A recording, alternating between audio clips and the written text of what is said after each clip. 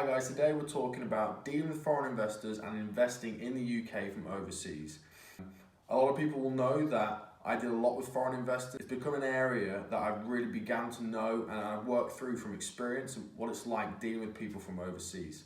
What is it you need to know as a sourcer to be able to deal with these properly and to give them a really good service? But also as an investor, what is it I need to be aware of? What are some of the pitfalls, but also some of the major benefits of investing in the UK property market from overseas? If this is of interest, stay tuned.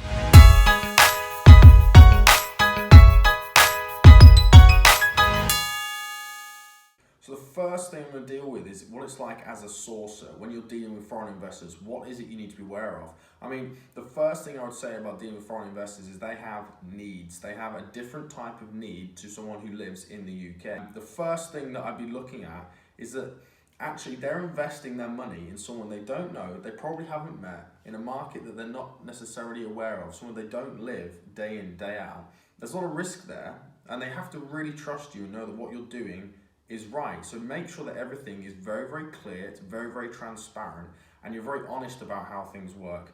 You tell them up front what it is that you're going to be doing, and when you're providing deals, you really detail every step. So get video tours, get sold comparables, get rental comparables, really get to the crux, the bottom of that deal, so you know it inside and out, back to front, left to right, and up and down.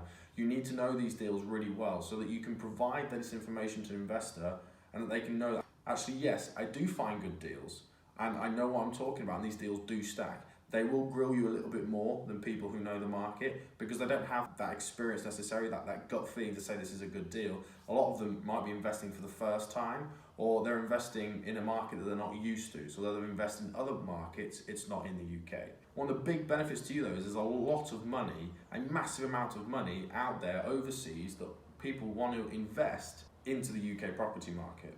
They want to put this money to work in one of the best property markets in the world, one of the best investment markets in the world. Britain's fantastic for this because it has such an overpopulation of people and there's a real need for housing. So this is what drives our capital appreciation in this country. We've got a good legal system as well. So if things go wrong, there's a recourse path that investors can follow so that their money is safe and that there is a strong legal system on the back of it that adds, again, that extra layer of trust for them. As a sourcer as well, it can really help with your branding if you're dealing with overseas investors because people know it's a slightly difficult market to crack. You have to go about things in a different way.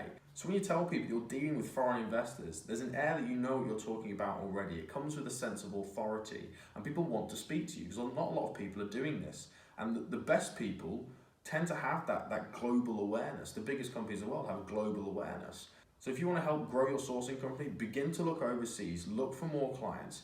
The UK is just one place where you can find investors, and there are other places as well, and you don't have to visit these countries to meet these people.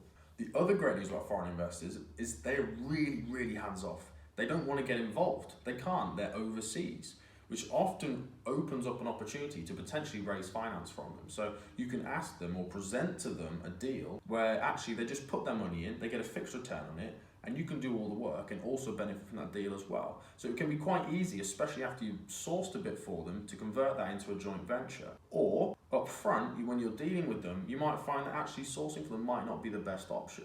You might find that simply them loaning you the money for you to then invest, where you take the risk, and you give them a fixed return on the money year in, year out. So that's another way that you can leverage that position of dealing with foreign investors. Another thing about being hands-off, the location's pretty irrelevant. At the end of the day, if I've got someone based in Dubai, it doesn't matter if the house is in Birmingham, London, or Leeds. No, because they still have to catch a flight to go view the property. They're still nowhere near it. The whole investment has to be systemized for them. So the location is irrelevant. So you can source in the areas that you know and the areas that give you the best return on investment for the money that you're putting in, which is really, really beneficial. The final thing I say about dealing with investors as a sourcer is you have to guard your reputation. Your reputation is the single most important thing for you as a sourcer, and dealing with foreign investors is even more so. They will be looking for sources that they can trust. I guarantee you when they speak to you, you're not the first person they've spoken to, and if they are, you will not be the last. They will find the person that works with them best and the person that provides the service that they're looking for, the hand-holding service, the trust, the respect, the transparency, everything I've just spoken about. They need that from you, so they will be vetting you when you're speaking to them initially. And you'll need to spend some time investing in them, giving them the information they need up front, and beginning to work that relationship and build that relationship for the long term. These people tend to have more money than people in the UK, so they tend to have a bigger budget to work with as well. As a sourcer, that means more deals sold for you, so more money for you, more business for you, but for them, it means they've got access to better deals as well.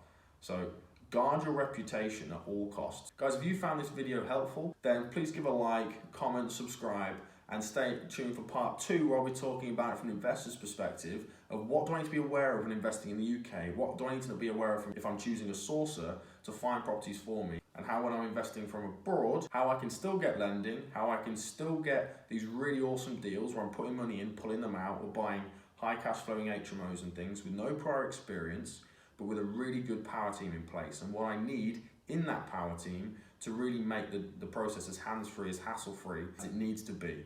Thank you for watching, guys. Take care.